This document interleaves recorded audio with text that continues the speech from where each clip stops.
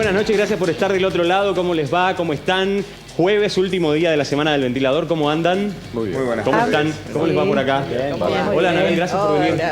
¿Cómo te va? ¿Cómo están? Bien, todo Gracias bien. por estar, ¿eh? Gracias a ustedes. Un tema importante, ya vamos a presentar a los invitados que tenemos ya en el piso. Decíamos porque cuando hablamos de juicio abreviado, cuando hablamos de prisión domiciliaria, tobilleras electrónicas, son temas que dentro de lo judicial siempre generan polémica. Y además siempre terminamos opinando nosotros, incluso hasta como televidente o lectores de esas noticias, sin conocer mucho los detalles, ¿no? Pero en realidad está dentro de la ley, digamos, este tipo de figuras. Lo que pasa es que lo que queremos saber hoy, y en el programa de hoy con los invitados que tenemos, es cuándo vale la pena aplicarse esto y cuándo no. Cuándo está bien otorgada, por ejemplo, una prisión domiciliaria y cuándo está bien o mal, incluso hasta revocada, ¿no? Claro, un programa duro, digamos, la verdad, un programa bravo hoy, porque son los espacios donde nosotros como sociedad, como usuarios de la justicia, se duda, digamos, ¿no? Se duda de la efectividad, se duda de que si se cumple esta cosa de la equiparación del dolor ante el delito con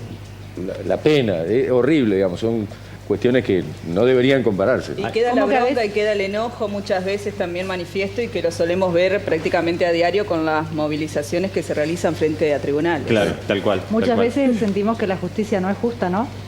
Sí, o por lo menos yo.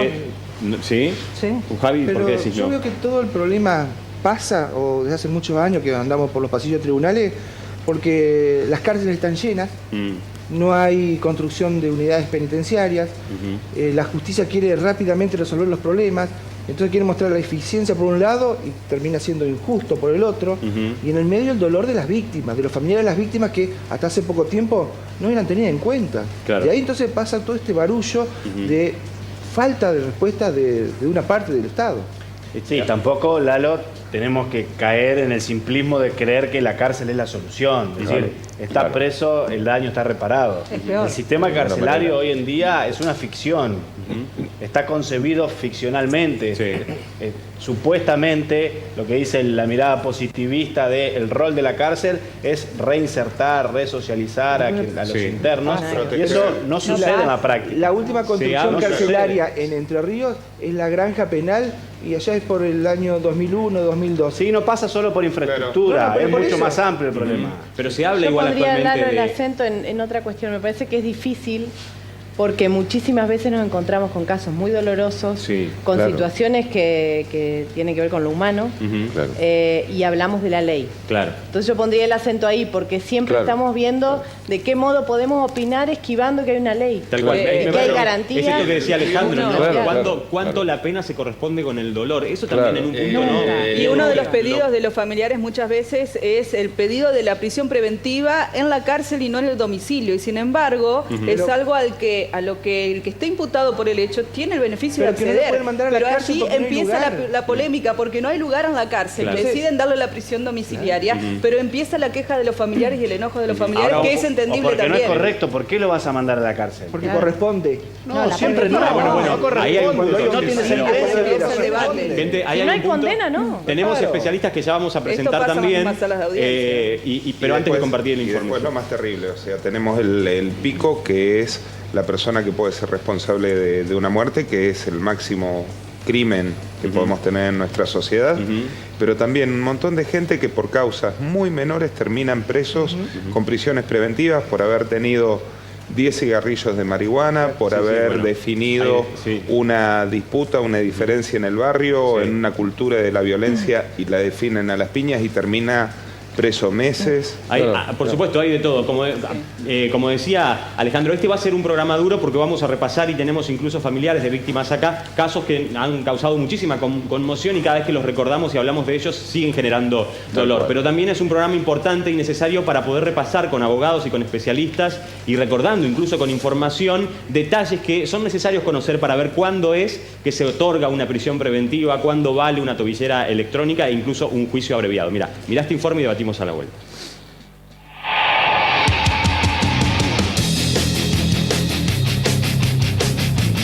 En el marco de la información sobre hechos policiales o judiciales, es habitual escuchar noticias que nos hablan de prisión domiciliaria. Este beneficio, previsto por ley, en ocasiones es tan comentado y polémico como desconocido. Desde casos resonantes hasta menos conocidos, en nuestro país a diario se encuadra dentro de esta figura diferentes imputados o condenados en causas penales. Pero, ¿qué requisitos legales se tienen que cumplir para que una persona involucrada en un delito vaya a la cárcel o a su casa? Se trata de una medida excepcional que está en manos de los jueces de ejecución penal, contemplada en la ley número 24.660 y que desde su reforma en 2008 la habilita en 6 situaciones específicas. Casos como el de Echecolás, el ex jefe de brigada de la policía de la provincia de Buenos Aires durante la última dictadura militar, o en nuestra provincia, el cura Justo José Ilarraz, que fue condenado en primera instancia a 25 años de prisión. Son solo algunos de los ejemplos. Uno de los más recientes es el caso Nayara, la niña que falleció como consecuencia del maltrato de su padre y su madrastra Yanina Lescano. En este conocido y lamentable hecho, Lescano fue detenida con prisión preventiva y luego se solicitó el beneficio del arresto domiciliario con tobillera electrónica, beneficio que finalmente le fue denegado. Ahora bien, ¿cuándo se puede considerar que este beneficio esté bien o mal otorgado o incluso revocado? Los supuestos a los que hace referencia la ley ¿alcanzan para evaluar la enorme cantidad de casos y sus particularidades? Y en este sentido, ¿qué papel juegan las famosas tobilleras electrónicas? En nuestra provincia se anunció hace poco menos de un año el debut de este sistema para control y seguimiento en cada caso de prisión domiciliaria. Estos sistemas nacieron también como una solución paliativa a la superpoblación carcelaria. ¿Y cómo se monitorea a quien se encuentra con arresto en su hogar o posee una tobillera incluso en casos de perimetral? Hoy, en el ventilador de las rejas y las esposas al hogar y las tobilleras.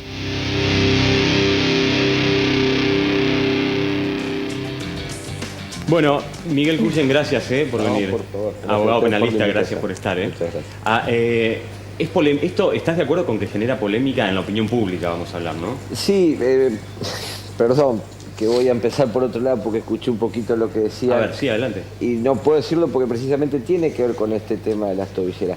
Me parece que el gran error y la gran equivocación es que se le está pidiendo a la justicia algo que la justicia, o para lo cual no está hecha la función del Poder Judicial, que es tratar la inseguridad. La inseguridad no se trata metiendo gente presa ni llevándolos en prisiones domiciliarias o en prisión, prisión efectiva. La justicia está cuando ya el conflicto existió, lo que hay que tratar de evitar es el conflicto. Mientras nosotros íbamos, lo pongo en un ejemplo porque es simplemente para hacer la postilla porque tiene que ver con esto. Si hacer un delito sigue siendo negocio, va a seguir habiendo delito.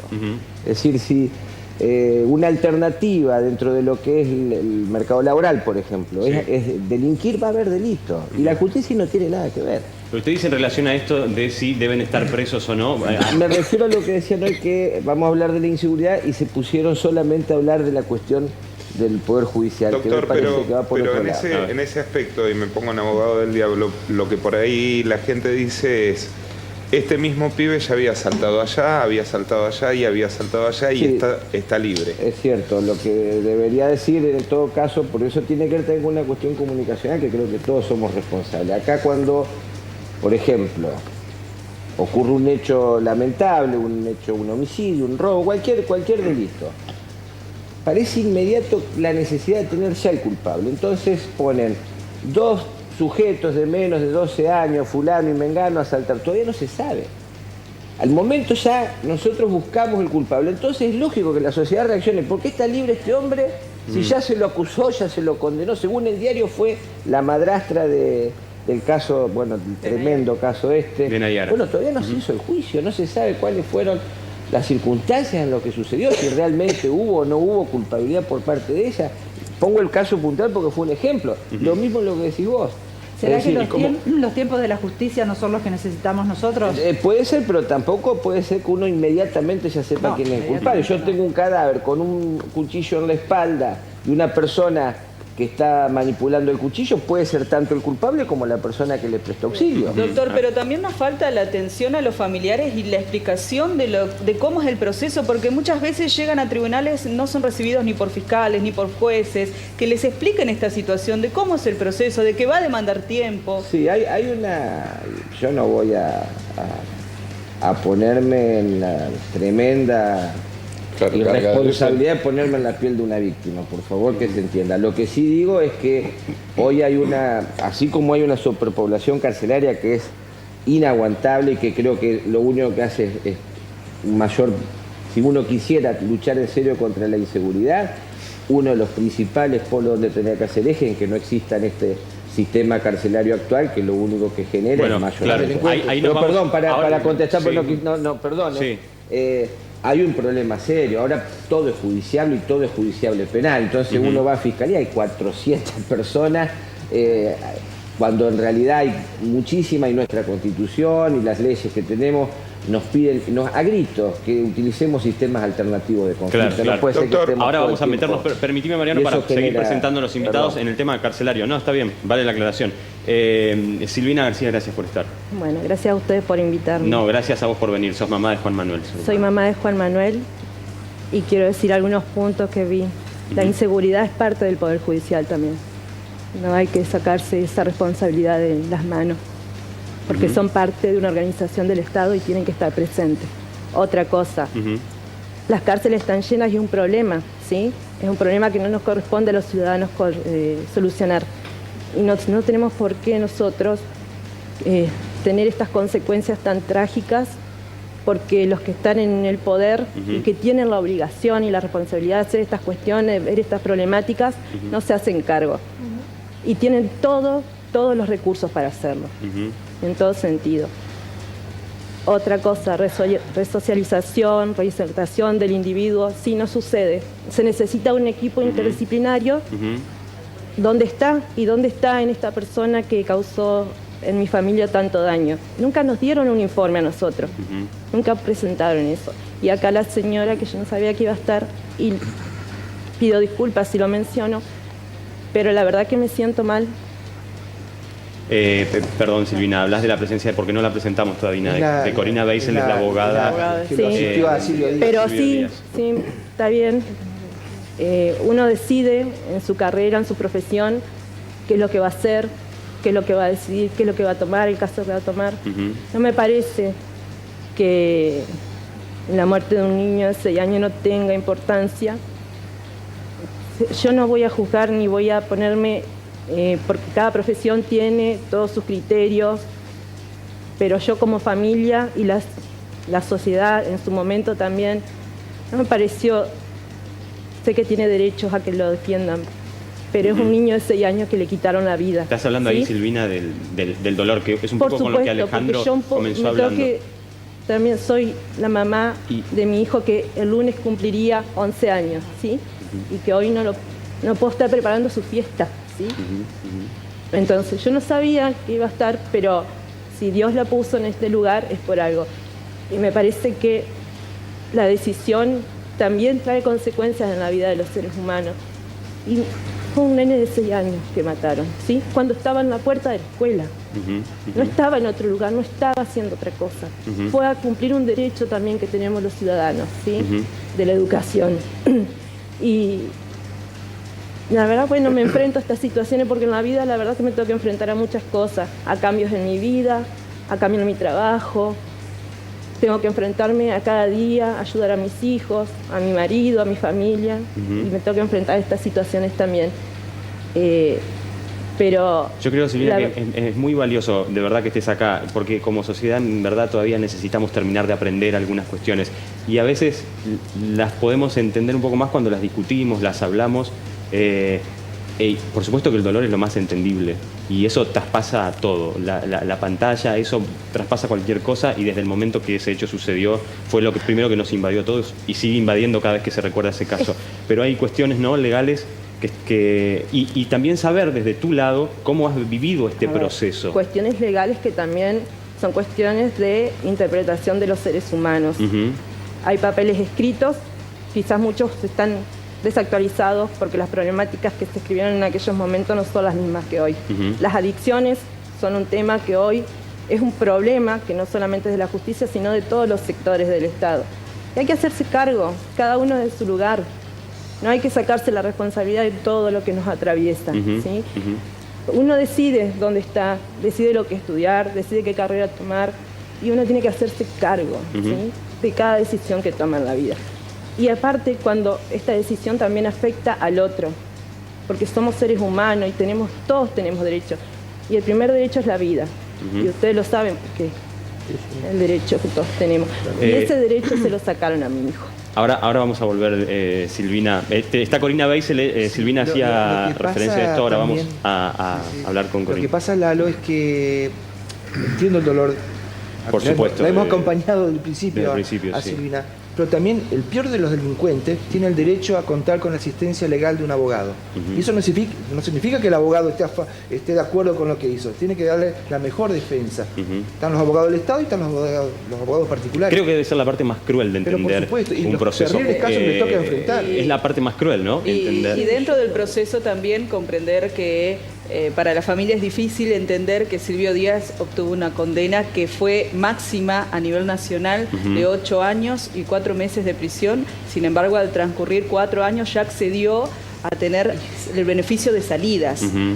Y Silvina ha seguido de cerca esto, pero a través de los medios. Y esto también es un reclamo de las familias. Totalmente. Corina, gracias por estar. De nada, por favor. Bueno, en primer lugar, decir a la señora, a la mamá, que, a ver, no pretendo ahora esgrimir una defensa de mi persona, pero yo no realicé una defensa ideológica del caso. Fue una asistencia técnica y a lo largo de mi carrera, de mi profesión, han pasado por mis manos numerosos casos, tanto en los cuales he actuado como defensora, como asistente técnica, así como también como querellante. Ocurre que este caso fue tan grave, tan, digamos, considerado por la sociedad como un hecho terrible por las circunstancias en las que se dio, por el lugar en el que ocurrió, que bueno, tuvo una trascendencia mayúscula y bueno, es algo que va a quedar en la historia del Poder Judicial de Entre Ríos y en la historia de nuestra comunidad. Y tal vez, si en algún momento se malinterpretó, nunca fue mi intención minimizar lo que le ocurrió al niño, ni nada por el estilo. Yo soy madre, tengo hijos pequeños también, y la verdad que debo confesar a lo largo del tiempo, bueno, yo hoy ya no asisto desde hace mucho tiempo a Silvio Díaz. Él cuenta con un defensor oficial en la ejecución de su pena. Debo confesar que no fue una defensa fácil de llevar, fue todo un desafío para mí, sobre todo como abogada mujer, porque también debo decir esto, a lo largo digamos, del tiempo, en el transcurso del tiempo, he visto que particularmente en relación a las abogadas penalistas, la sociedad tiene un reproche, tiene todavía, no sé si puede obedecer, no sé si puede obedecer a que todavía estamos en una sociedad patriarcal, pero he visto que en numerosas oportunidades abogados varones han tomado defensas cruentas y sin embargo no se le ha hecho el mismo reproche. Es decir, puede ser tal vez que la comunidad asocie la cuestión de la maternidad o de que porque es mujer, debe tener una mayor sensibilidad que un hombre.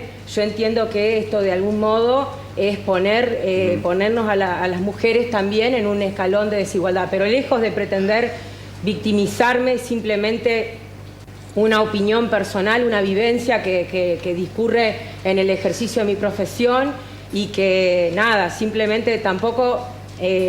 quiero agregar, tampoco sabía digamos que usted, señora, iba a estar aquí. ¿Ustedes han tenido oportunidad de cruzarse? No, nunca, porque yo no consideré que tuviese la atribución digamos, de acercarme de alguna manera a ellos. Es decir, ellos tenían dentro, es decir, todos los abogados como sujetos procesales en este caso asistiendo técnicamente a una persona, cumplimos un rol. El rol ese lo cumplía y lo desempeñó muy acabadamente y hasta el último momento el doctor Marciano Martínez, y era él quien tenía, digamos, y tuvo hasta el último día la comunicación conmigo sobre diferentes aspectos de del caso. Está claro. ¿Sabes dónde surge el inconveniente? Perdón, Flaco. Que a ellos, como víctimas, les imposibilitaron tener la palabra final. Bueno, es que ahora vamos a hablar de juicio abreviado y la ley indica la ley. Pero está bien, sí. Pero ahora vamos a hablar de esto, de acuerdo a la descripción que vos hacías, digamos. ¿De alguna manera sentís que hubo algún tipo de condena social o solamente judicial, digamos, por haber participado? ¿Condena social en relación a quién? A esto, para vos, digamos, porque vos decís que sentiste como que y en aquel momento yo sentí mucha presión, pero también lo vi como un desafío, es como... No, pero después de luego, todo este tiempo. Sí, por supuesto, hubo gente que nunca le terminó de cerrar cómo una mujer puede ejercer una defensa digamos, en un caso donde, digamos, la víctima fue un pequeño. Un niño que tiene que ver con la maternidad. A ver, porque lo tenemos a Cuyen acá. Usted también es abogado penalista y hombre, digamos. No, yo primero quiero decirle una cosa, obviamente, a Silvina. La mamá, a Silvina, que acompañarla desde donde se puede en el dolor. Yo soy parte también de una asociación Pensamiento Penal, de una agrupación a nivel nacional, que dentro de esa misma tiene un programa muy fuerte que se llama Víctimas por la Paz, que es todas las personas que han sido víctimas de delitos cruentos y tremendos, buscar otras alternativas, buscar soluciones que no solo tengan que ver con esta especie de venganza, no lo digo que ella sea vengativa, sino buscar una solución que sane realmente a la persona, más allá de eso. Entre eso, poder entender, y yo en esto quiero ser muy solidario con Corina, a quien conozco hace muchísimos años y sé no solo de su lealtad en el ejercicio profesional, sino también de su competencia y de su entrega a esta profesión, que no somos tantos y te tiene que apasionar. Y tiene que entender, o se tiene que entender en la sociedad, que aún en los delitos, creo que lo dijo Javier, en los delitos más cruentos, no podemos convertirnos nosotros en la barbarie que nosotros debemos combatir.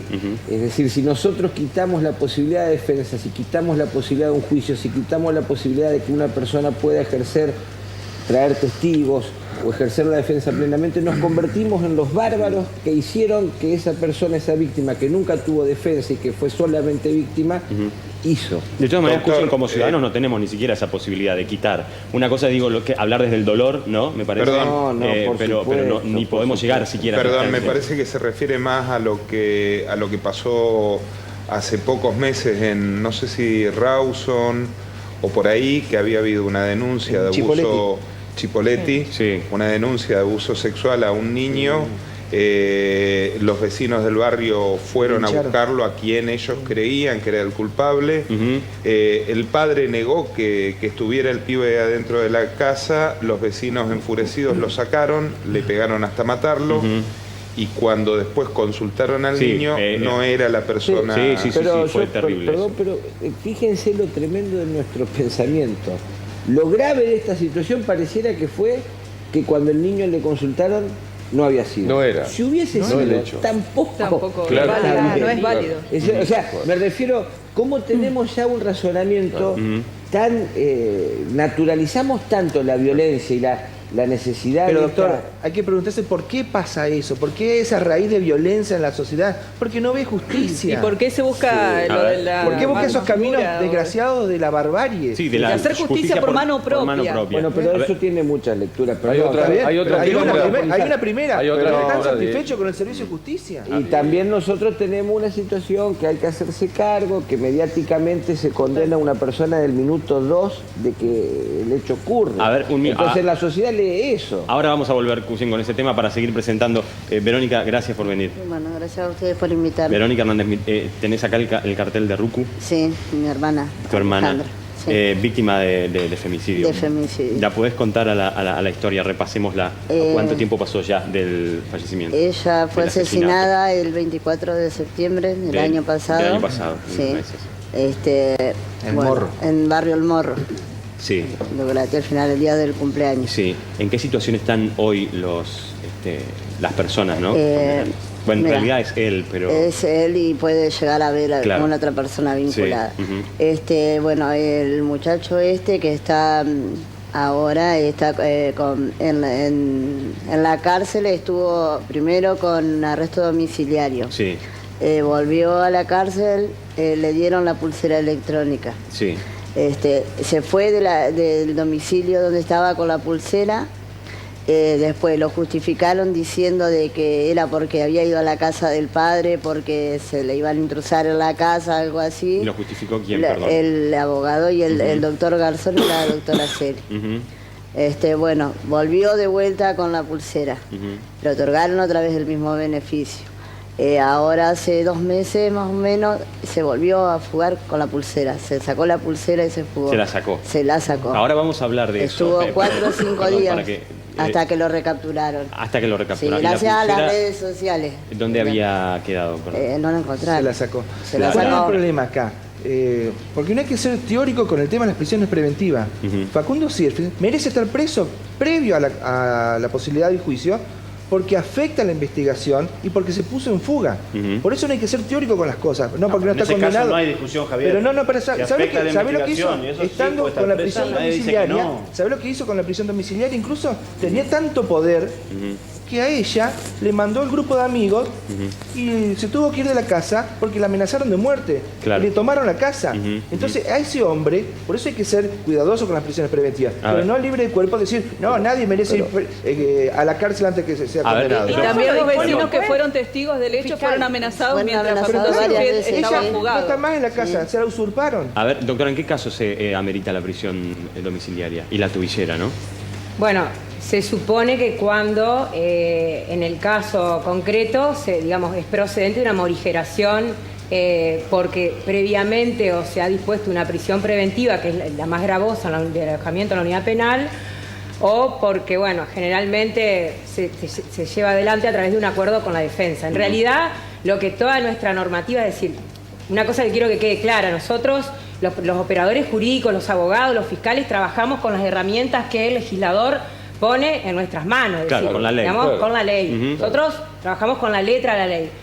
A su vez, también, hay corrientes doctrinarias, etcétera, que se inclinan hacia un lugar o hacia otro. Pero claramente nuestro Código Procesal Penal, en consonancia con nuestra Constitución Nacional, establece que la prisión preventiva debe ser excepcional y proporcional con el delito que, correspondería aplicar en el caso de que se trate.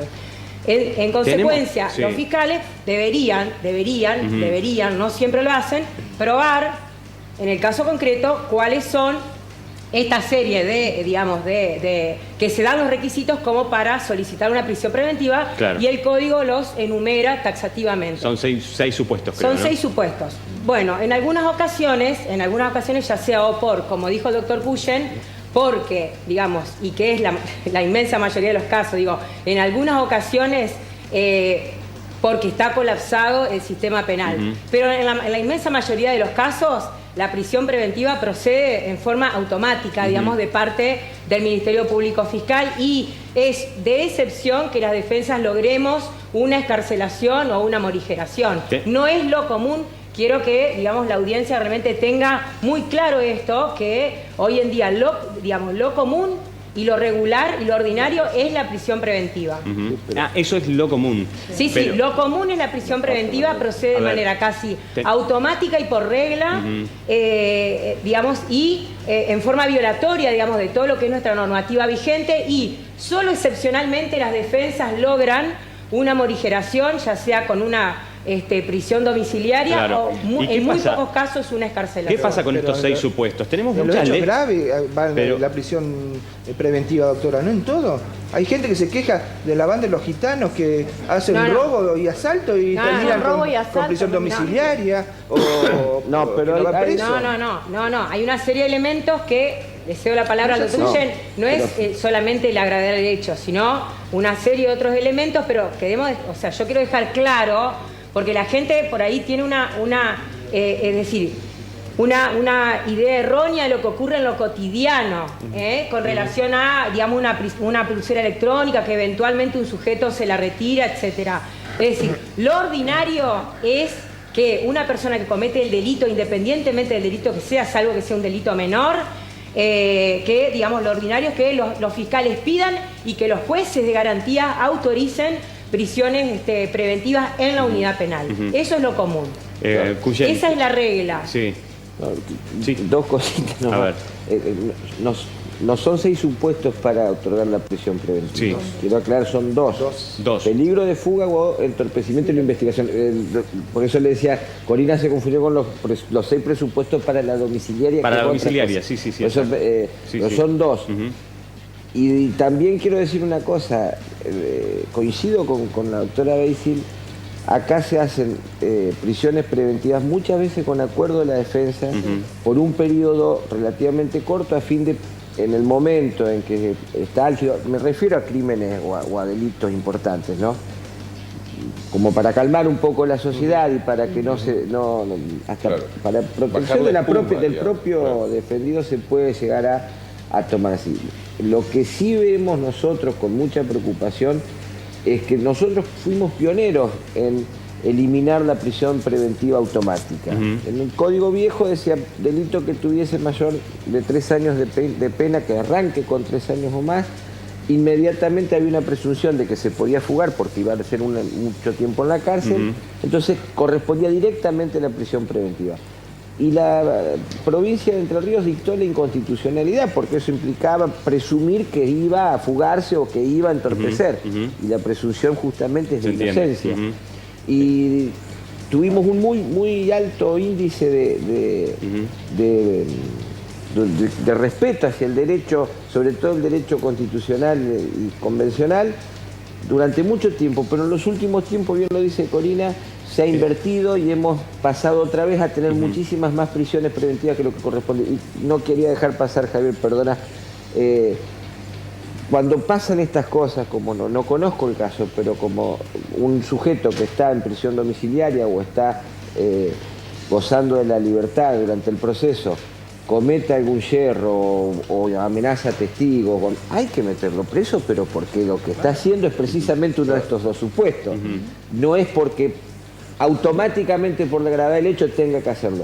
No tengo una estadística, pero les puedo asegurar que la gran mayoría de las personas que gozan de una libertad durante el proceso ni amenazan testigos, ni se intentan fugar. Es más, son los principales garantes de que los propios amigos no vayan a molestar a nadie porque saben que lo primero que hacen es meterlo en presos de ellos. Y quiero preguntar una cosa, le quiero preguntar a los dos, digamos, porque bueno, hablaban y contaban recién, digamos que la gran mayoría es una prisión preventiva, la gran mayoría, digamos, de los casos, ¿no? Automáticamente. Los casos graves. No, los casos graves, por supuesto, estamos hablando de casos graves.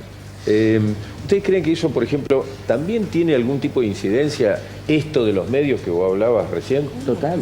No, yo creo que... La presión, digamos, de un juez que dice, ¿qué hago? No. Pero también es verdad es que los familiares lo demandan, volvemos a insistir, volvimos al mismo punto del inicio. El familiar lo que quiere es que la justicia actúe por el mismo hecho, por lo grave que fue. A partir de esto pide la respuesta, pero el medio lo reproduce el pedido de respuesta. Y creo que el medio lo único que hace, digamos, es visibilizar un reclamo claro, digamos, del... ¿No crees que por ahí un juez se siente mucho más presionado hoy con respecto a tomar determinaciones, digamos, una tobillera o directamente prisión preventiva, por el hecho de que hoy por la presión mediática. Está bien, pero aparte te lo digo, esto hasta se ha estudiado sociológicamente, es decir, y hay toda una teoría de la comunicación o la comunicabilidad de la norma y de la eficiencia del Poder Judicial que tiene que ver directamente con... volvamos un poco, como decía Anabel, también a las víctimas, ¿no? Porque... Sí, lo estaba escuchando a los 2 profesionales. Teóricamente, todo lo que están diciendo está hermoso, explicado de palabras y en la teoría, pero no funciona. No funciona como lo están diciendo. No funciona porque en la calle se ven las movilizaciones, porque la gente día a día dice no hay justicia, entonces no funciona, está fallando. Sí, en la teoría los procesos, los pasos están perfectos, todo perfecto, pero eso hay que aplicarlo, ¿sí? En una sociedad y se tiene que ver el resultado, y el resultado no es el que tiene que ser. Porque hay mucha delincuencia, porque hay muchos delitos, porque hay muchos asesinatos y porque hay muchos reclamos. Porque si bien puede haber muchas de estas cuestiones ilegales, pero los reclamos no tendrían que estar porque tenemos un poder judicial que también nos tiene que amparar. Sí, perfecto, está hermoso lo que dicen. Sí, los paso, si fuera que sí sucede, está bien, Silvina, pero no sucede. En el caso del asesino de tu hijo se, otorgó una condena que se dice siempre como una ejemplar, se suele decir, ¿no? Sí, yo no sé, hablar de ejemplo es medio complicado, pero ejemplar. ¿cómo lo viviste vos y qué hubieses esperado? Sí, dijeron ejemplar. Saquemos eso de lado. A nosotros, en ese proceso nos dijeron, ¿quieren el juicio abreviado? No lo queremos. No lo queremos, porque el juicio abreviado es un arreglo, es un trámite. ¿Cuánto importa la palabra de las familiares de las víctimas ahí? No importó en ese momento porque decidieron otra cosa. No importó porque fue también una traición, porque avisaron el día anterior que el juicio oral y público no se hacía. ¿Lo viviste como una traición? Sí, fue una traición porque me llamaron los fiscales, y esto yo ya lo dije, para hablar, para tratar de convencerme del juicio abreviado, que no nos parecía, es la muerte de un nene, de un niño de 16 años, y era mi hijo, no me podían pedir un arreglo. No lo aceptamos como familia, y creo que nadie lo va a aceptar, pero porque en una muerte no podés aceptar un arreglo. Y en ese momento no te dijeron que se iba a hacer igual, digamos, te llamaron para tratar de... Me dijeron el día anterior. A todo esto, un juicio oral, yo sé, quizás en ese juicio oral, como dicen, lo que pasa que en ese juicio oral tal vez se da una pena menos, otra carátula. Bueno, pero también es enfrentar un problema. Esa persona tenía que enfrentar un problema, algo que hizo, un delito. Tenía que enfrentarse a él mismo. ¿No te hubiese importado, Silvina, que llegue un poco más tarde el juicio si se iba por la sí, vía porque del eso iba a juicio, ser parte de nuestro proceso, pero para eso está el Poder Judicial, para que estos procesos sean más cortos y para que en ese momento de juicio se dé realmente lo justo a la persona que hizo un delito. Porque nosotros eso es parte de lo que dejamos en manos de las personas responsables. Sobre todo, Lalo, teniendo en cuenta de que un juicio, el proceso que dice Silvina que debería haberse enfrentado Silvio Díaz, es de varios días. El juicio abreviado en menos de una hora se resuelve. Claro. Esto es lo que está bien, pero en la audiencia. Yo creo que en la audiencia, pero de enfrentar el problema. Te pregunto con todo el respeto del mundo, digamos. ¿Vos creías que o sea, el peso del tiempo de la condena no fue suficiente, digamos? ¿Crees esa situación? ¿O de la condena de hoy? El peso de la condena que le dieron. Sí. La condena En realidad nosotros no pensábamos en el tiempo. Creímos, sí, la condena iba a ser de 8 a 25 años. Le dieron lo mínimo, que tampoco lo va a cumplir. Porque ahora ya empezó a salir, o sea, tampoco lo cumplió. Tiene salidas transitorias que ahora vamos a aclarar. Y a esto quiero agregar algo más, que el procurador, en su momento, el procurador García, se comprometió que él cumplirá los 8 años efectivos. ¿Dónde está? ¿Dónde se está cumpliendo? 8 años efectivos vendría a ser sin salidas transitorias ni buena conducta. Eso se quiere decir. Pero eso, claro, no lo puede garantizar. Esto no puede ser, entonces mintió una persona que está en una junta. Bueno, nosotros como ciudadanos tenemos que tomarlo de esa forma. Pero hay una cuestión que hay que entender. Cuando el Código establece penas de prisión, por ejemplo, de 8 a 25 años,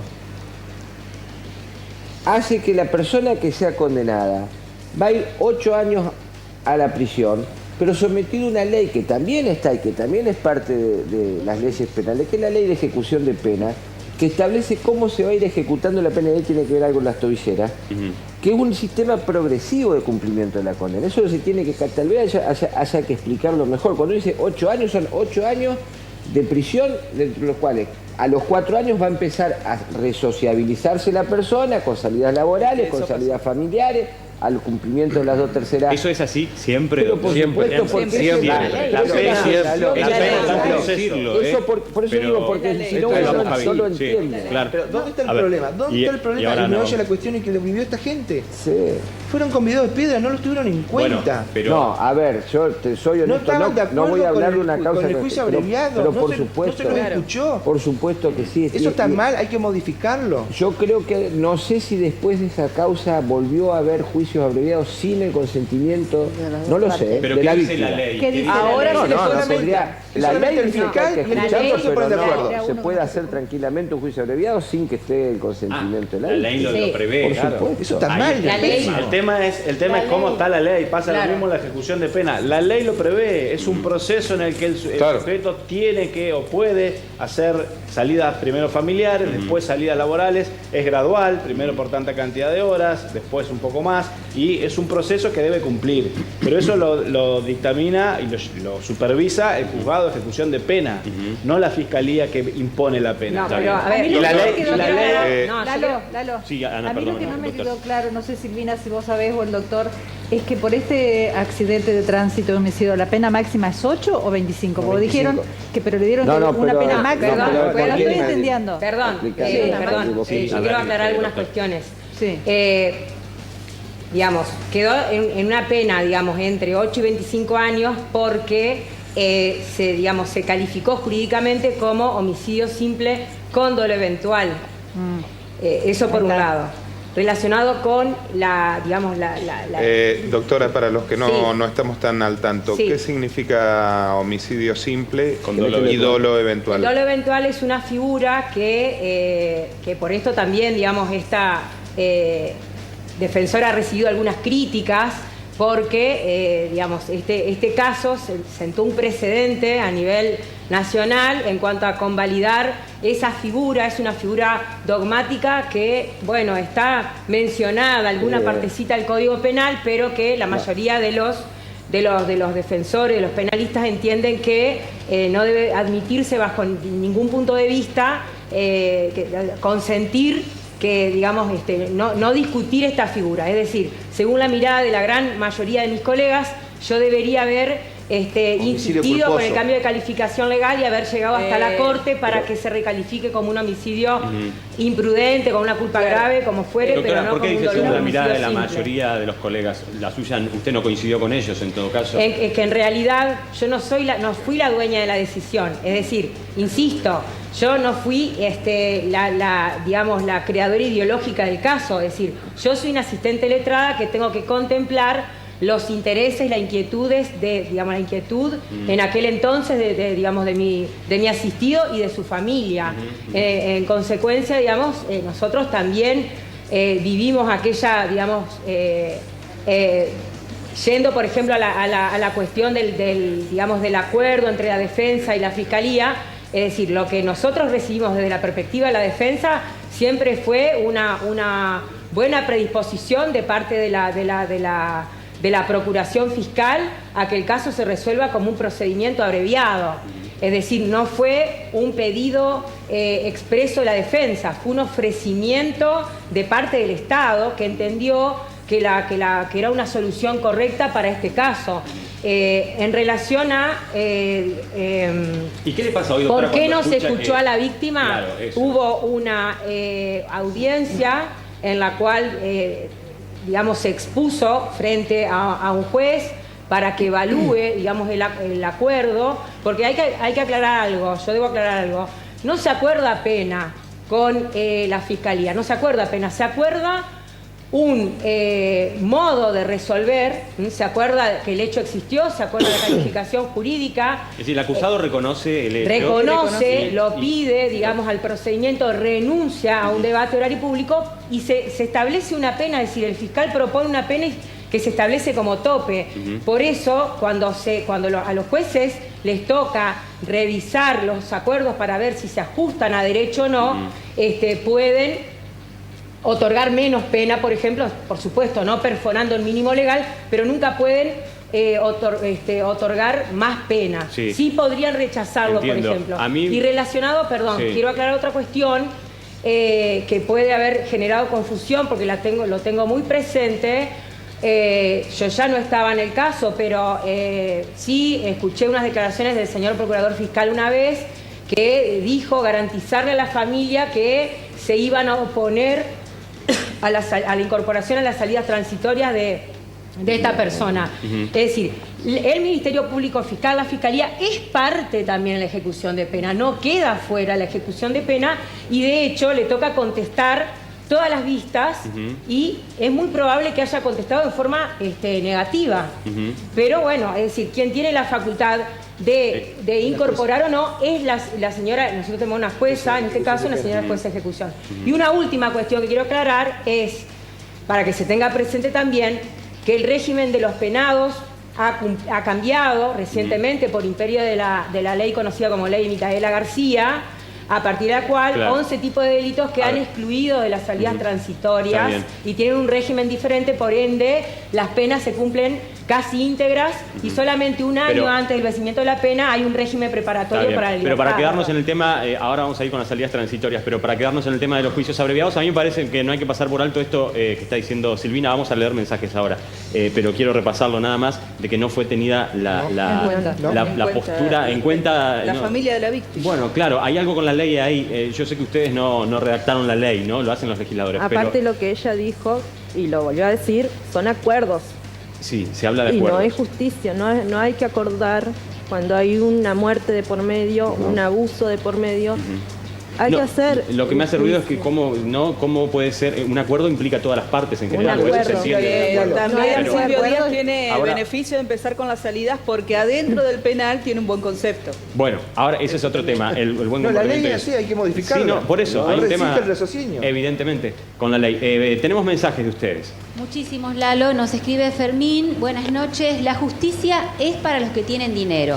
Para los humildes llega muy tarde o directamente no llega. Hola, buenas noches. Creo que hay que entender y no confundir. Los abogados hacen su trabajo como cualquier otro. Ayudan a otros a defenderse cuando el caso así lo amerita. Estudiaron para eso. No nos confundamos. El problema no es de los penalistas, sino de la lentitud de la justicia. Hola, buenas noches. ¿Cuántas tobilleras hay en Entre Ríos? ¿Son suficientes? ¿Funcionan? Hola, soy Angélica. Entiendo lo que dicen las leyes, pero seguro no podría ni siquiera pensar en aceptarlo si estaría en los zapatos de Silvina, la mamá de Juan Manuel. Hola, soy Estela. Qué valentía la de Silvina. Ha logrado transformar todo su dolor, toda su pena inmensa en un testimonio que seguramente busca aportar para que lo que le pasó a su familia no vuelva a pasar nunca más. Muy buen programa e insisto, muy valiente su testimonio. Hola, buenas noches. Creo que los abogados hacen su trabajo, nos dice Juan Manuel. Enojémonos con la justicia y con los jueces que desde detrás de un estrado dicen que solamente hablan por sus fallos. Ahí, sí, Mariana. Perdón. Sí, ahí preguntaron que cuántos dispositivos había. A eso iba, sí.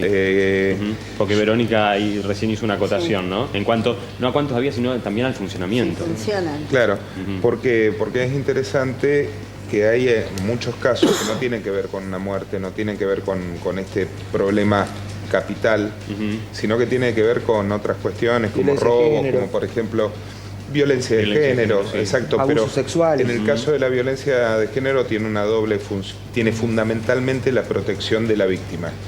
Entonces, en el 2017 se anunciaron que llegaban 200 tobilleras electrónicas, pero para evitar la prisión preventiva, para la prisión domiciliaria.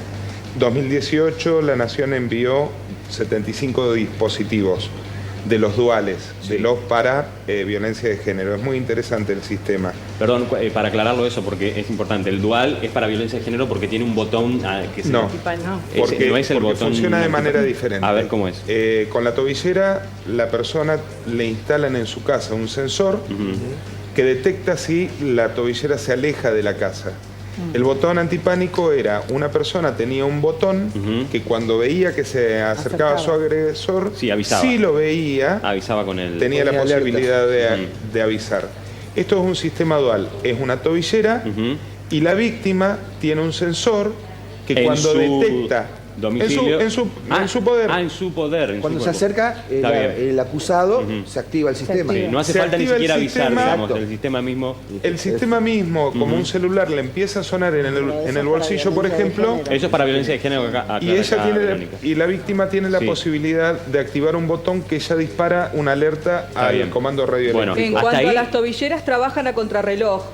Nosotros estuvimos en las oficinas en donde siguen con el monitoreo, tienen una cantidad de computadoras determinadas donde van siguiendo los movimientos de cada una de las tobilleras, y nos mencionaron a la mañana desconectamos una tobillera por pedido de la justicia, porque así debe ser, y a la tarde ya la conectamos en otra persona. Así a contrarreloj trabajan. Pero mucha igual tiene que ver con la demanda. De hecho, creo que hay tiempo, hay espera, hay personas que están esperando. La última que iban a otorgar era Soledad Lescano, la madrastra de Nayara, pero no se la otorgó definitivamente. Hoy por hoy se calcula, en marzo la provincia reclamó a Nación que manden más dispositivos, porque bueno, a medida que se va notando la efectividad se van incorporando el uso. Mariano, hay activos 58. Hoy por hoy. Sí. Los con GPS activos 11. 40 de esos 58 están acá en Paraná. Sí. Después tenés 11 con arresto domiciliario. Entre todos los sistemas diferentes tenés 100 en funcionamiento en la provincia, 96. Hay 4 en reparación. 4 en reparación. Pero las pulseras te dice cuando salen ellos del domicilio. Sí. Pero ¿cuánto demora en avisar la pulsera en sonar para que ellos, donde lo monitorean, sepan que hace cuánto tiempo salió?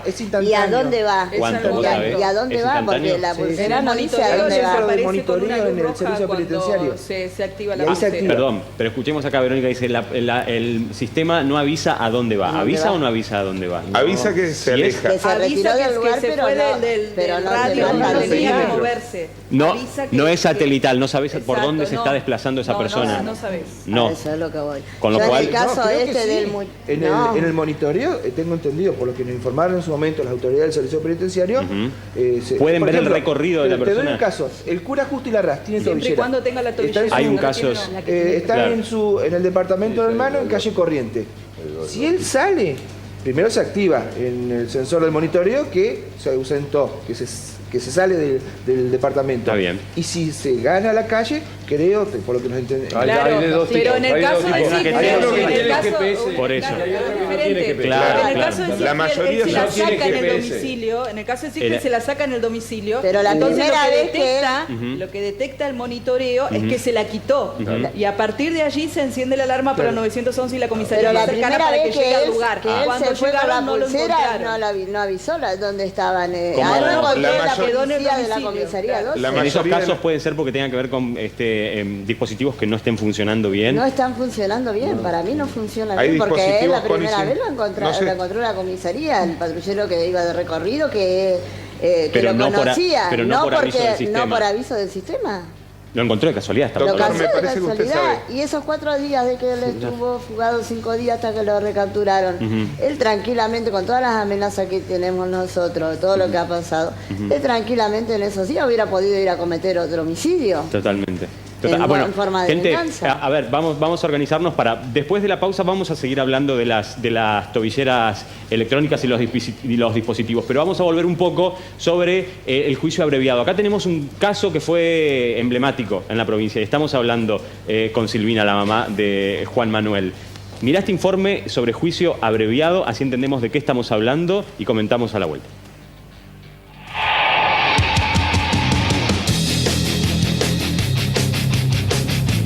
Si de herramientas judiciales polémicas hablamos, tal vez el caso de los juicios abreviados no sea la excepción. Este relativamente nuevo sistema procesal penal tiende a simplificar el proceso de enjuiciamiento con mecanismos que, se supone, son más sencillos y veloces. Pero, ¿en qué caso y quiénes deciden este tipo de aplicación? ¿Cuánto se tiene en cuenta con este método el deseo o pedido de la víctima o sus familiares? Entre las justificaciones mayores a la existencia del juicio abreviado abreviado, aparece la ventaja de reducir los tiempos. Se sabe que para el Estado resulta casi imposible garantizar que la totalidad de los casos concluyan con la realización de un debate oral y público en tiempo y forma. Y es ahí donde esta herramienta aparece como un mecanismo simplificado. Pero entre los aspectos negativos, algunos aseguran que no siempre este sistema está siendo utilizado en delitos menores y de poca complejidad probatoria. Y suele mencionarse incluso que la confesión del imputado se produce solamente como una herramienta para mejorar su situación procesal. En este tipo de juicios, donde el imputado debe admitir su participación o culpabilidad para aceptar o negociar la pena, los casos referidos a violencia doméstica, laboral o abuso a la integridad física y sexual deben quedar excluidos. Y en este sentido, algunos reclaman que la ley olvidó contemplar algunos otros casos para los cuales se limiten los criterios de aplicación. ¿Qué desafíos representa hoy el juicio abreviado a la hora de impartir justicia? ¿En qué casos está siendo utilizado en nuestra provincia y con qué resultados?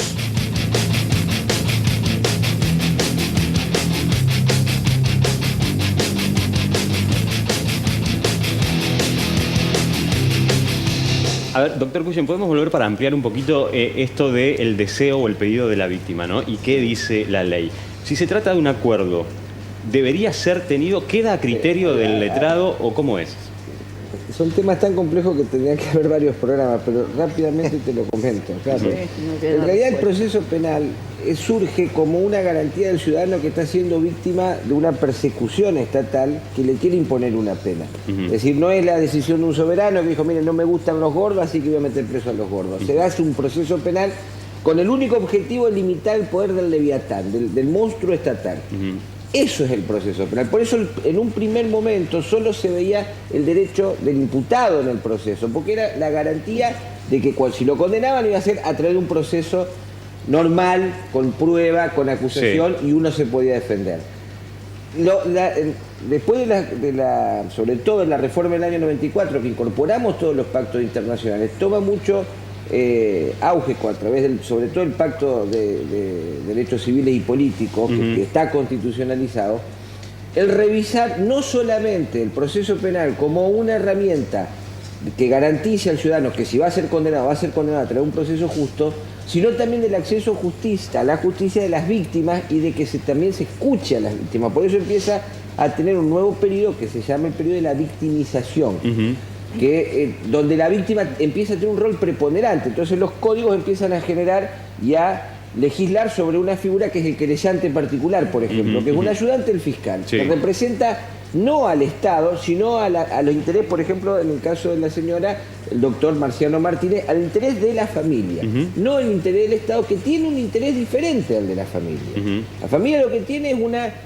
Hoy hablaban del homicidio, hay un solo homicidio, muchachos, el homicidio es la muerte de una persona, que después sea culposo, doloso eventual o algún otro invento que hagamos los juristas para encasillarlo, a la persona que es víctima de un homicidio, al familiar víctima de un homicidio, no le importa. No, por supuesto. No le importa si es dolo eventual, si es culposo, perdió un hijo. Entonces, esas categorías y esas cuestiones son técnicas y es muy difícil explicarle a una persona que ha perdido un hijo, mire, no es lo mismo para la ley, para el legislador, penar a un sujeto que ese día se levantó y tuvo un accidente y no se levantó queriendo matar, a aquella persona que se levantó, sacó el arma, la limpió, la lustró y dijo, le voy a volar la cabeza a Juan Pérez. Para la ley y para el legislador, cuando puso las penas, dijo, son situaciones distintas.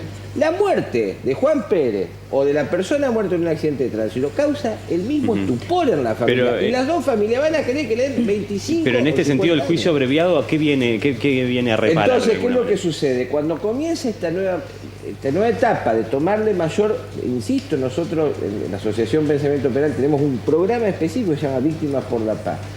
Esta nueva impresión de darle cada vez más cabida a las víctimas, que se da a la figura del querellante particular. Figúrese que Santa Fe hasta hace 2 años no existía el querellante particular, nadie representaba a la víctima.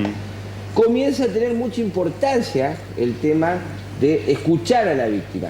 En el juicio abreviado, lo esencial es que empiezan a fijarse, para que se dé un juicio abreviado, otros valores que dejan un poco de lado a la víctima, tal como dice. Bueno, a eso. Pero ¿qué es lo que sucede? Sí. Es un derecho también del ciudadano de no estar sometido 14 años a proceso.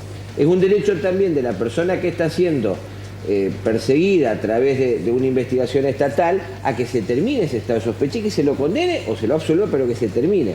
Y también es una facultad del Estado de decir, bueno, ¿cómo voy porque para eso es Estado, ¿cómo voy a administrar mis recursos? Voy a estar 9 años, que lo tenemos a los casos. Tenemos el caso hace poco que ha sido absuelto, no quiero hablar por un caso propio, pero donde por una cuestión de 200 pesos de luz tuvimos 9 años litigando. 9 años, o sea, lo que generó el desgaste económico para el Estado de esos 9 años de litigio fueron, no sé, 1000 veces más superior que los 200 pesos. Doctor, ¿cuál es el caso? El caso del que era intendente. Pasa que también ahí hay una cosa también que tiene que ver con politización de situaciones. No, por supuesto. 5 días antes de las elecciones lo absolvieron, ¿no? Que viste que cambia, es otra cosa. Sí, una una preguntita. Lo absolvieron para ser senador por el departamento de Gualeguay.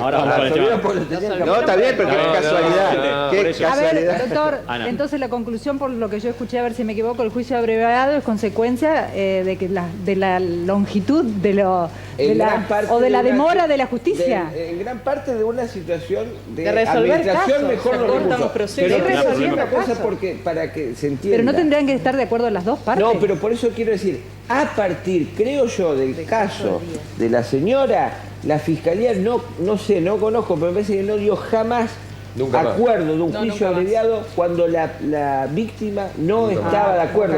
Y salvo lo ha dado en el caso de que haya sido una víctima que obviamente estaba persiguiendo un motivo de venganza o una cuestión ya de una persecución que no tenía que ver con la justicia. Doy el ejemplo.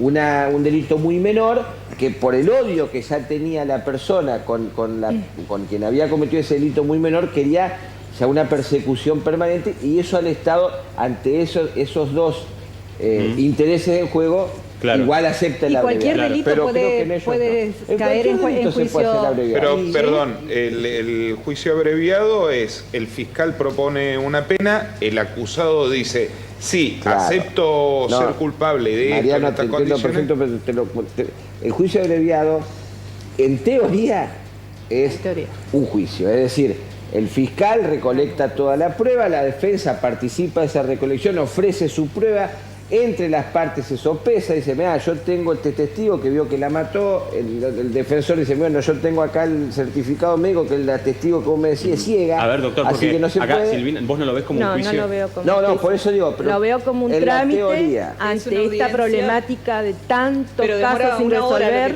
pero como un apuro también. El proceso de negociación del juicio abreviado es esto. Esta prueba me sirve, la defensa le dice que no, entonces decía, bueno, mirá, de acuerdo a lo que yo veo, yo creo que un juez a mí le va a dar, por como viene la jurisprudencia, entre 3 y 4 años. Yo, para evitar todo ese proceso, te ofrezco si en tantos años no pueden resolver un caso con tantas pruebas, en un juicio abreviado, ¿realmente va a ser justo el resultado? No va a ser justo. No estoy de acuerdo. Entonces no es lo que corresponde a los ciudadanos. En ciertos casos no se puede aplicar un trámite. No en una muerte, no en un abuso. Eso quiero decir, no es un trámite. Es un trámite. Pero Silvina acaba de decir algo que me deja pensando. Ella plantea, si en tantos años que lleva un proceso, que lleva un juicio, no se pueden llegar, ¿no?, a las pruebas, a la condena, cuesta, ¿por qué sí se puede en tiempo? ¿Hay una condena? No se conviene, perdón, yo quiero la palabra, si puede ser posible, para digamos, dar alguna precisión técnica, que, digamos, justamente utilizar, digamos, la palabra juicio genera confusión. A ver. Cuando una persona ingresa, digamos, en un conflicto con la ley penal, no se representa inmediatamente que va a ir a un abreviado, como se le llama en la jerga. Es decir, técnicamente hablando, cuando se habla de abreviar, se habla de procedimiento. La palabra que está en el código es procedimiento y está contemplado como una salida alternativa, porque lo que prevé la ley es que es derecho de la persona que está acusada de un delito resolver su situación en un juicio oral y público. Es un derecho.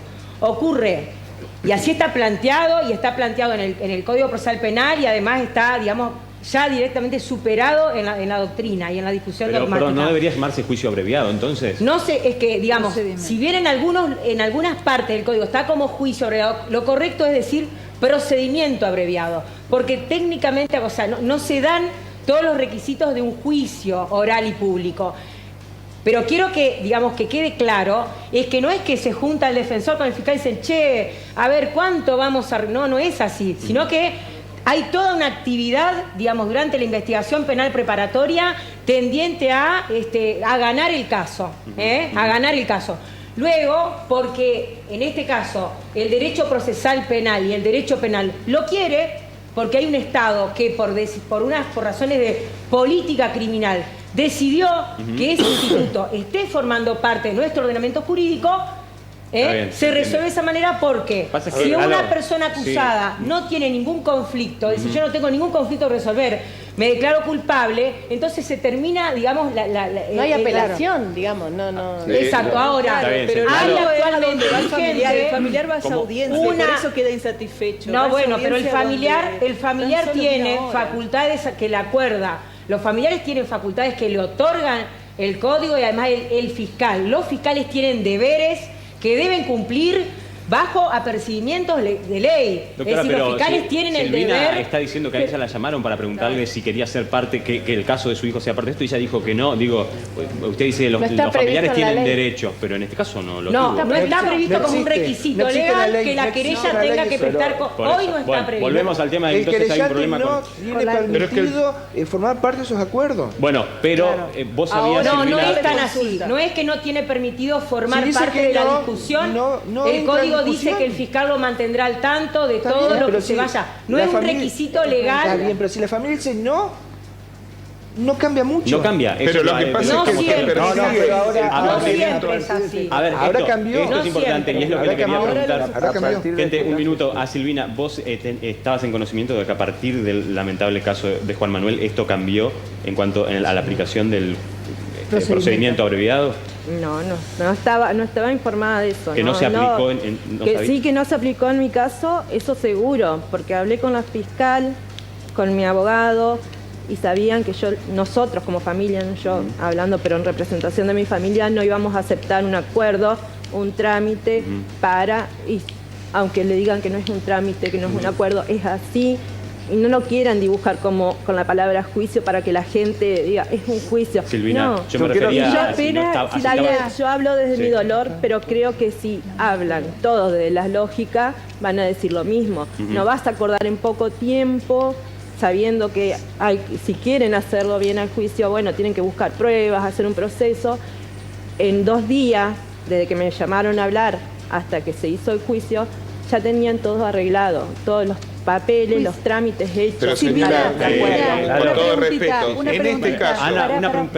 Silvina, vos hablaste de la cantidad de pena, que en el juicio abreviado iba a ser mayor que en el juicio oral. No entendí eso. La cantidad de pena en la carátula que se había planteado en ese momento era de 8 a 25 años. Sí.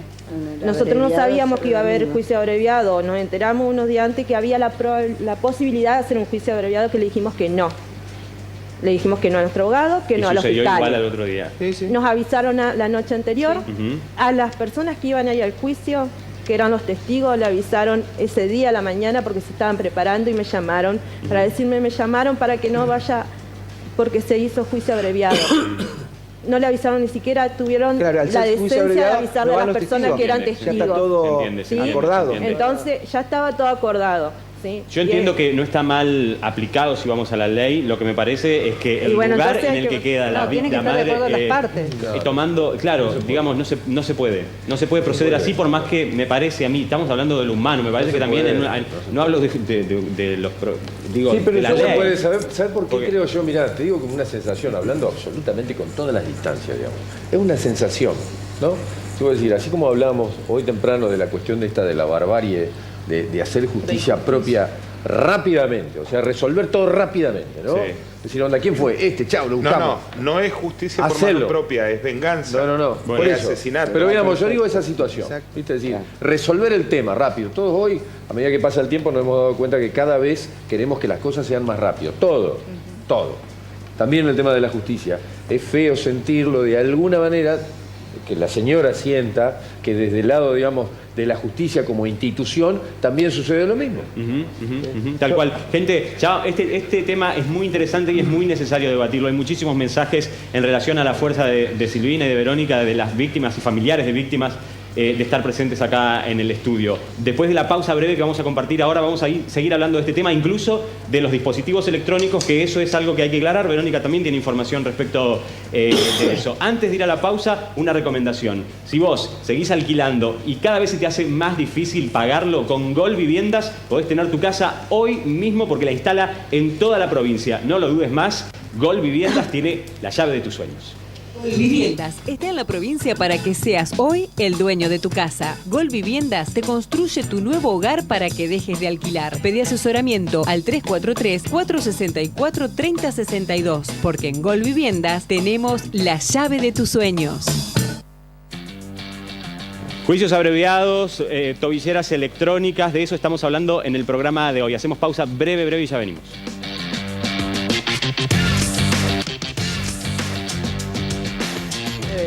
10 minutos para las 11 de la noche, ya estamos de vuelta. Hay muchísimos mensajes de ustedes del otro lado.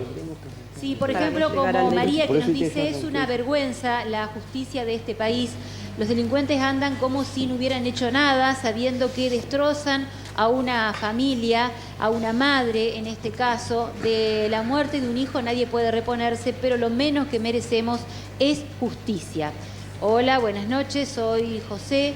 Silvio Díaz, al igual que Nacho Laporta, chocaron sabiendo que en la condición en la que estaban muy probablemente podían matar a alguien. Creo que en ese caso la pena debería ser mucho mayor. Hola, buenas noches. ¿Y quién controla las salidas transitorias? Y cuando tienen prohibición de conducir y se los encuentra manejando, soy Adriana Cámara, mamá de Diana Pascal, víctima de Félix Rey, condenado también a través de un juicio abreviado, más allá de que yo no estaba de acuerdo. Hola, buenas noches, soy Natalia. La justicia, estoy convencida, es para los ricos. Para los pobres siempre llega tarde. Creo que Silvio Díaz debería haber tenido otra condena. Hola, buenas noches. Silvina, tu hijo siempre está presente y todas las madres agradecemos el testimonio como el tuyo. Hola, buenas noches. Creo que rápidamente debería avanzar el juicio en relación al caso El Morro y quedar todo esclarecido, porque si no eso da la sensación de impunidad y más casos como ese siguen sucediendo.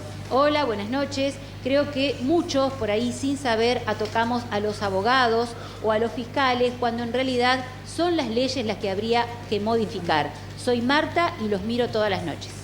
Lalo, una cosa. Sí, Luz. Respecto a varios mensajes que dan cuenta de la situación planteada ya desde el dolor, desde la pérdida de un niño, de una mujer, me parece que estamos apuntando a la justicia, pero para que no pase de vuelta, tienen que intervenir la sociedad, la prevención, las políticas de transporte, de tránsito, las políticas municipales y de la provincia. Cuando llegamos a tribunales, ya estamos deslugadores. Es lo que decía Cuyo no es temprano. Estamos hablando ya sobre la también, y yo siempre me lo pregunto cuando pasan estos casos y vemos marchas de pedidos de justicia. ¿Qué es justicia para las víctimas? ¿Qué puede reparar una muerte? Porque a veces decimos, ser escuchado en un juicio abreviado, que le den 15 años, 20, 25, 8... Es como un concepto vacío que cada una de las víctimas lo llena de un lugar propio. ¿Sabes lo que pasa? Pero si ella no estaba de acuerdo con el juicio abreviado y se lo dan, eso es sentir un poco más de justicia. Eso sin duda que no es justicia. ¿Sabes? La gente cree, uno porque va a los juicios seguidos con Anabel, con otros colegas, qué poco valor que tiene la vida. Lo matan de cualquier cosa, por cualquier motivo que sea, le dan 8 años, 9, 10. Qué poco que vale la vida de una persona que le quitan la vida, que la asesinan. Entonces me parece que tiene que ser más dura la ley con esos casos. Porque si no es penas más largas para vos. Pero por supuesto, para que sientan miedo, no se puede matar libremente como está ocurriendo ahora. Pero eso, Javier, no pasa, eso ya está demostrado. Vos le penas ejemplares y van a agarrar miedo. No, Javier, la gente está demostrado no que va a cometer un delito porque la pena sea más grande. No sucede así. Está demostrado que no. Es una chacota a veces las penas que te dan. Pero no pasa en ningún lado del mundo. ¿Cómo que no? En Estados Unidos, en Inglaterra, en Alemania, vos matás te dan 3.500 años. Perdón, porque si no, o simplemente déjenme decir, no es así, ni estadísticamente, ni en la gente, ¿a un terrorista no le daban en España 3.500 años? Pero la gente no deja de matar. A ver, para 3.500 años no le dieron. ¿Qué tiene que ver? Pero estás hablando de un caso para aclararlo. En España no hay delitos o no hay homicidios porque le dan 3.500 años. Si a vos te parece más interesante la justicia oriental, a ver, ¿entendés? La justicia oriental es sumamente violenta, ¿viste? Lo apedrean. Si a vos te parece bien, bueno, nosotros no vivimos en ese gente, lugar. está bien, eso que... Ni un extremo ni el otro. Un minuto. 8 años no construimos una justicia de ese lugar. Está bien. Pero por eso, pero la pena más dura, ¿para qué? Porque si vos decís 8 años por un homicidio es poco. ¿Para qué? Para prevenir que vayan a matar de vuelta. También, te digo la verdad, no conozco un delincuente que conozca, que vaya con el código penal a ver si robo así me va. Pero claro. Olvídense. Me parece que Javi habla... Para otro lado, un poco lo que decía. Doctor, en relación al para qué, me parece que Javier está hablando para relacionarlo un poco con el dolor de la víctima, con el tamaño del dolor de la víctima. Claro, pero no podemos permitir eso. Pero no podemos permitir eso. Minuto.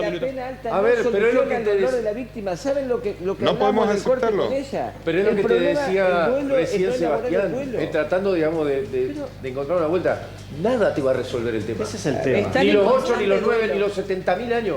70.000 años no te va a resolver el tema. Ale, pero que murió una persona. Es horrible. Un minuto, gente. Perdón, un minutito, sí, Luz, cortito. Una cosa muy cortita. Y porque tenemos que ir con Verónica y además la tenemos a Silvina también acá. ¿Qué siente ella? Respecto del nuevo código, que fue como se ganó un lugar para la víctima, que me parece que también habría que replantearse cuál sería ese lugar, porque me parece que cuando hablamos de qué pena 3.500 años, bueno, no se repara a la víctima, digamos, un trabajo que tenga que ver con reparar el dolor, que no tiene que ver con la condena que le das al tipo. Ni nos explayemos demasiado en eso, porque yo entiendo lo que dice Javier.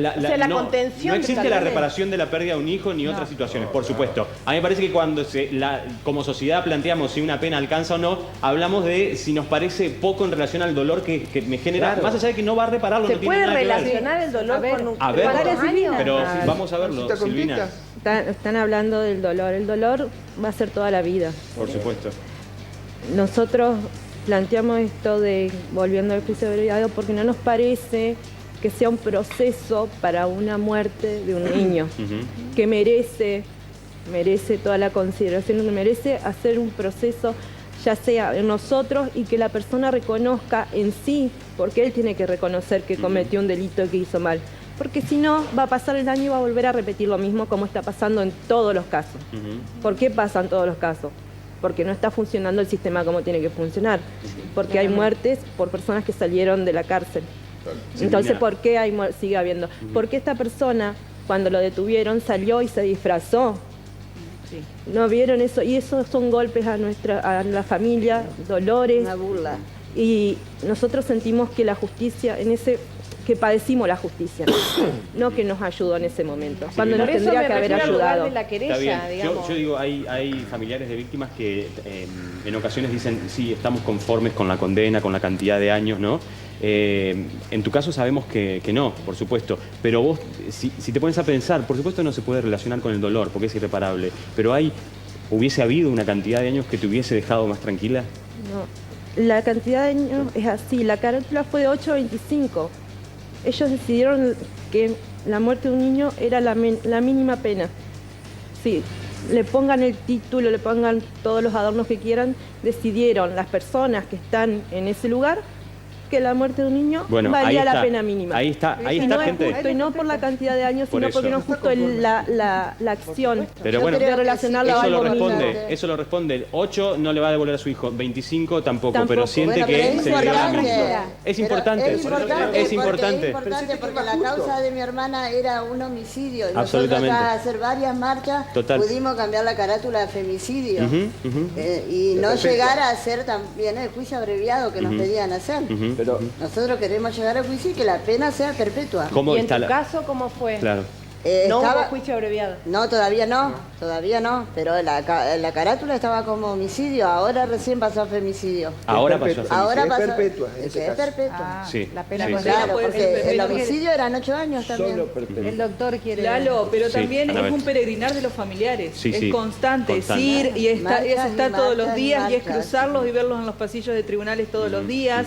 Es como que el proceso destrato, del duelo, de lo que generó la muerte de un familiar, no lo llegan a hacer nunca. No, bueno, pero eso, ¿no? Pero en el medio de todo el proceso que va siguiendo la justicia, Totalmente. es como que el dolor es lo que a los familiares les deja este sentimiento que manifiesta Silvina. Sí, Evidentemente se necesitan cambios a nivel sistema para que el familiar, la víctima en este caso, sea contenida. pueda tener Sea otra contenida, sensación tal en cual. relación a lo que es la justicia. Tal cual, tal cual, tal cual. A ver, me parece menor, quizás- necesitan cambios. A mí no me parece menor. Porque la cárcel no es la solución. No, pero bueno, tiene eso. que ver con esta cosa de la pena, digamos. No, pero en el Lo que caso de decía ella Javier, no hubo porque como- digamos, si estamos hablando de femicidio, femicidio es Perpetua. siempre. Sí. ¿Cuántos femicidios hay acá en la provincia de Entre Ríos? Uno Por mes. cada- ¿Hay, uno cada hay menos? 16 horas. ¿Hay menos que antes? Uno cada Sí, 16 señor. horas. ¿no? Uno cada A nivel Hay menos nacional, que la antes. estadística es alta. En la provincia de Entre Ríos, afortunadamente bajó un poquito, pero Sí, porque no es para- veníamos- tampoco para Nacional, no es para una- descorchar botellas esto. Por supuesto. Perdón, la tasa de femicidio en la provincia de Entre Ríos, vos decís que bajó porque se puso la prisión perpetua. No, hubo menos hechos. No, porque me parece No, que claro, pero por el eso, flaco fue por eso. y hubo por- menos hechos. pero Están por otra pensando, cosa digamos, puede ser Pero bajar, concientizó, Miguel, bajar de 15 a 12, tampoco es para que no, Gente, nos pongamos contentos. tenemos nada, segundos ya y para despedirnos. ser un Pero Eh, es muy fuerte lo que, perdón, por eso Está bien, Miguel, estamos en una onda, escuchen, pero una tenemos onda segundos nada más. punitivista tremendo. Lo único que digo, la ley Bloomberg elevó todas las penas y vivimos el peor de los momentos de Sí, inseguridad. después la bajaron y se convirtió en relaje. Perdón Javier, por la expresión. querías hacer Yo, algo, te digo, una- partiendo de la honorabilidad y de las condiciones humanas de la doctora Beiser, porque llegó tarde y no la vio a Silvina. Tal vez después en privado se podrían saludar porque no quiero irme con esa imagen de que estén como No lo enojadas. Bueno, podrían. pasó, sucedió al aire, a mí me parece, se encontraron al aire. Es que yo No, pero- Silvina. realmente voy a decir algo. Yo no tengo relación, Está bien. no tengo ni odio porque en mi vida no existe el odio. Yo lo único que le dije es que si ella toma una decisión que se haga cargo de las consecuencias. Nada más. O sea, ella es una profesional que va a seguir con su Y ella camino, explicó su su postura vida. también, por supuesto. Lo explicó, no tiene necesidad de explicarlo porque si ella lo decidió en ese momento lo creyó correcto. Para mí no fue correcto. Está bien. Pero bueno, si ella lo decidió como correcto, Ella, Es su la decisión. doctora lo explicó también. A mí me parece, gente, que lo más importante de esto, han pasado ya 4 años, ustedes se encuentran por primera vez, lo han dicho. Sí, primero, a ver, yo quiero manifestar algo. Mi intervención en el caso fue profesional. En mi vida personal me ha tocado atravesar situaciones desde la perspectiva de la víctima también. Y por supuesto que, digamos, no tengo ninguna cuestión personal en está contra claro, de la está señora, claro. ni mucho menos, al contrario. Como dije al principio, fue un caso muy difícil para mí de sobrellevar, pero como dijo ella también, cuando yo decidí mi profesión y elegí mi carrera, o sea, nosotros desde que vamos a la Facultad de Derecho nos forman para, digamos, estar preparados a qué es lo que nos vamos a exponer los abogados penalistas. Acá, por supuesto, Es acá parte está de mi lo trabajo. difícil de los procesos judiciales también. En todo caso, me parece que lo que hay que sacar de valioso de todo esto, primero, Silvina, que estés acá enfrentada a esta situación, porque como decía Anabel, lo de ustedes es un peregrinar permanente también y ayuda, pero de verdad te lo digo, desde que arrancó el programa y te lo dije, esto ayuda a que los televidentes, incluso nosotros mismos, podamos entender de qué estamos hablando. Y la tarea de ustedes, por más que como abogados siempre sea a veces reprocharles cosas, también sabemos que no hicieron las leyes, pero son los que nos la tienen que explicar. Lo que pasa ¿no? es que también Entonces, en este caso particular, digamos, nos interpela a todos, porque más allá de que, digamos, es una situación A ver, hay un antes y un después de este caso. Sí, lo hubo. Para todas las personas, todo el mundo. Sí, sí. Imagínense para los actores, sí, ¿no? lo hubo.